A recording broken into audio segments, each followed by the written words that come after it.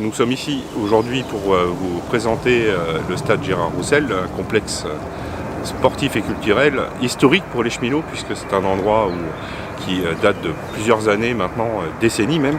Et donc on est là surtout pour vous montrer avec les camarades de cheminots les installations qui existent sur le site, qui permet aux cheminots de pouvoir en bénéficier, puis de les faire revenir un peu sur un site comme celui-ci, et de ne pas le laisser comme il peut l'être aujourd'hui, un peu à l'abandon. Donc Sylvain, qui connaît le stade depuis très longtemps, donc Sylvain, s'il te plaît, est-ce que tu pourrais nous raconter un peu l'histoire de ce stade, comme toi tu l'as connu et vécu? Alors ce stade, avant de s'appeler le complexe Gérard Roussel, sportif et culturel, il s'appelait le Stade des Cités. Et il a été baptisé, comme je venais de vous le dire, en janvier 88, suite au décès de Gérard Roussel, qui était le premier secrétaire du comité d'entreprise de la région de Paris-Sud-Est. Alors Gérard Roussel, pour commencer par lui, c'était un international de handball, qui a été 7 fois champion de France, de handball, ouais, qui a été 7 fois champion de France, qui a joué longtemps en équipe de France et qui avait fini sa carrière comme arbitre international.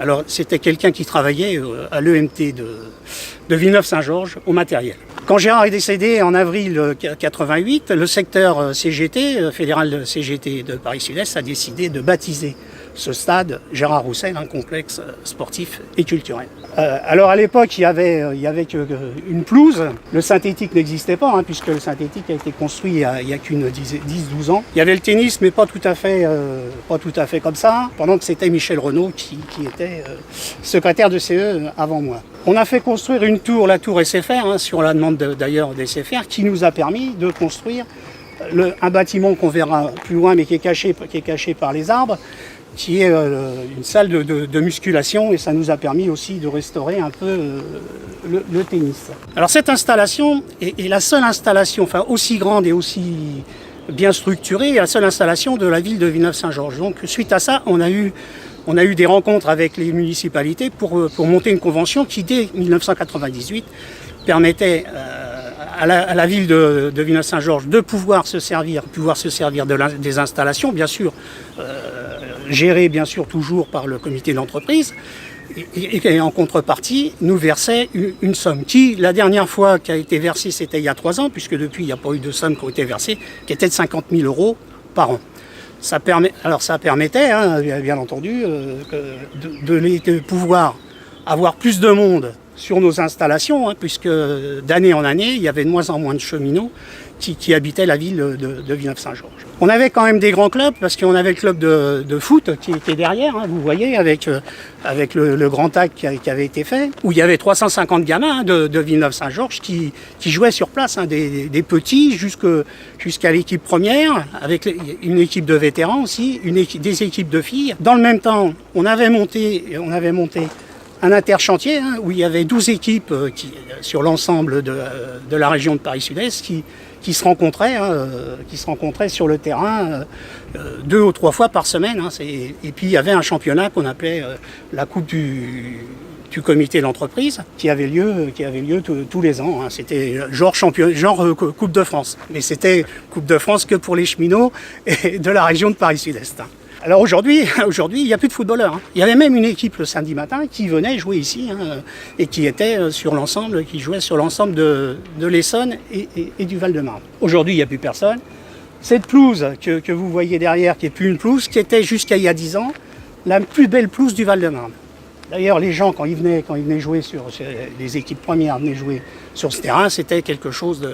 ils adoraient venir ça. Il y a 10 ans, on a construit le stade, le stabilisé, qui avait coûté à l'époque 680 000 €. Et puis du coup, les cheminots, ils allaient jouer là-dessus. Nous avons aussi, bien entendu, le tennis, où il y a énormément de monde. D'ailleurs, avec mon camarade et ami Daniel Henry, qui était à l'époque premier maire adjoint à Villeneuve-Saint-Georges, on avait monté une convention pour que les cheminots plus les gens de Villeneuve-Saint-Georges jouent au tennis, et on avait regroupé les deux clubs, et puis le club house est d'ailleurs à cet endroit. Plus de mots sur ce qu'a fait Gérard. Parce que ce qu'il faut se rappeler, c'est que les comités d'entreprise ont commencé à exister qu'en 83, suite à la loi Lotti, et puis à l'arrivée de Charles Fitterman, ministre des Transports. Ce qui nous a permis d'avoir des CE dès 83 dans chaque établissement.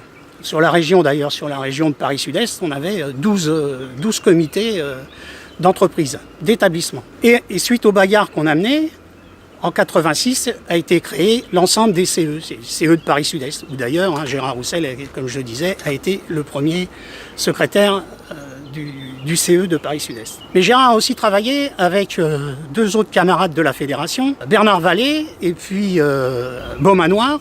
Et eux, ils ont travaillé sur ce qui est aujourd'hui l'USCF et les comités. Alors l'USCF, c'est l'Union sportive des cheminots de France, qui permet à tous les cheminots qui ont un peu, alors que ce soit le foot, l'escrime, le judo, le karaté, qui leur permet de faire des compétitions sur leur temps de travail. Ce qui est quand même l'une des seules entreprises, avec les PTT, et puis il y a d'autres qui puissent faire du sport. Donc c'est lui qui avait monté avec ses deux autres camarades, qui ont monté, alors c'est Christian Beaumanoir, qui ont monté la convention de l'USCF et de ses comités, soit le CIDF, que ce soit le comité Nord, le comité Atlantique et le Sud-Est Méditerranée. Ce qui est dommage aujourd'hui, mais là je reviens sur autre chose, c'est sur le centre de loisirs qui a été construit en 2008, inauguré, et où il y avait énormément d'enfants de cheminots, voire certains qui n'étaient pas cheminots, mais bon, on prenait surtout les enfants de cheminots, et qui depuis une dizaine d'années, depuis 9 ou 10 ans, il n'y a plus d'enfants qui est là. On a loupé un coche. Et aujourd'hui, vous voyez ce qui se passe sur le terrain. C'est l'école Marseguin, les enfants des écoles, parce qu'il y a un problème, qui sont à l'intérieur. C'est la même chose aussi que sur ce terrain où les municipalités ne versent plus de subventions depuis 3 ans. Alors bonjour, Daniel Henry, donc Villeneuvois de toujours. Pourquoi je vous dis ça? Je suis né à Villeneuve, j'habite juste à côté du stade, dans la rue qui est juste à côté. Et donc, pourquoi ces propos? Parce que je suis venu au stade, j'étais en culotte courte, donc très très jeune. Et j'ai connu Gérard Roussel comme animateur du centre de loisirs, où je venais passer mes mercredis, enfin c'était même le jeudi à l'époque. Voilà, donc le centre de loisirs était ici, on faisait beaucoup d'activités, c'était plutôt intéressant, sur une installation qui était vraiment une installation digne de ce nom pour recevoir les jeunes, pas que les jeunes, mais au moins les jeunes sur la partie centre de loisirs.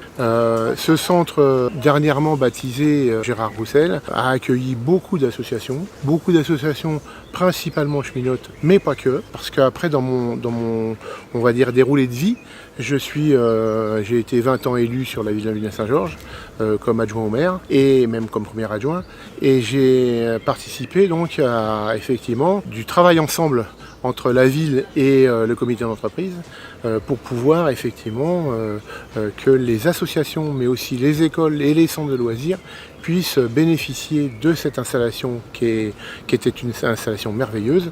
Et donc on avait régulièrement les enfants qui venaient faire du sport sur leurs cours d'éducation physique des écoles primaires, mais aussi sur les collèges, et qui venaient régulièrement sur cette installation.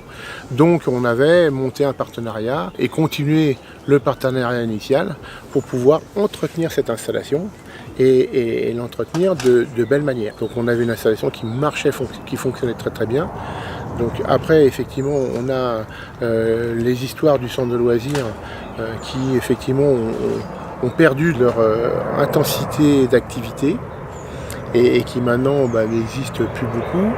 On a un stade qui a un peu laissé un petit peu à l'abandon et c'est un peu dommage. Un stade, c'est un patrimoine important des cheminots et qu'il est nécessaire qu'il se réapproprie. Donc à l'heure actuelle, nous avons encore quelques associations qui fonctionnent, comme le club de foot, comme le club de tennis, comme l'association de musculation, parce qu'effectivement les installations existent et ça permet effectivement et ça draine beaucoup encore d'enfants, mais sur des créneaux bien particuliers qui sont plutôt le soir et le mercredi.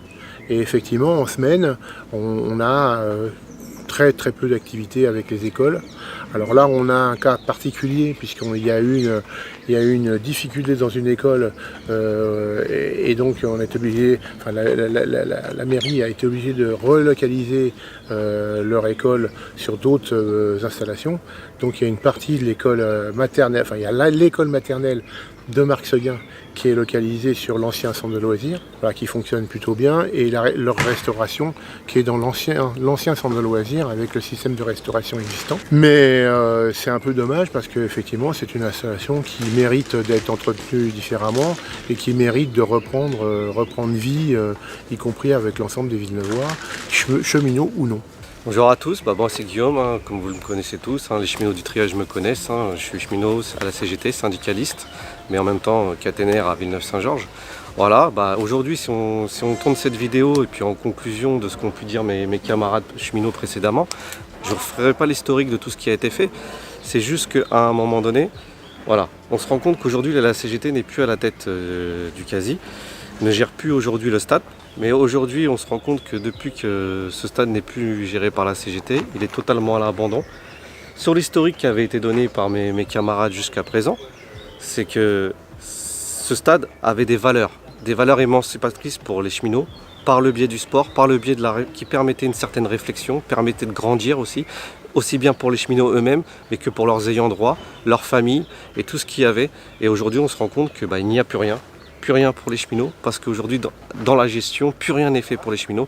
Nous, la CGT, on essaie de le relancer le mieux qu'on peut, la CGT de Villeneuvoise, à travers des banquets, à travers tout ça pour nos adhérents et camarades et collègues cheminots qui viennent assez souvent, une fois ou 2 fois par an.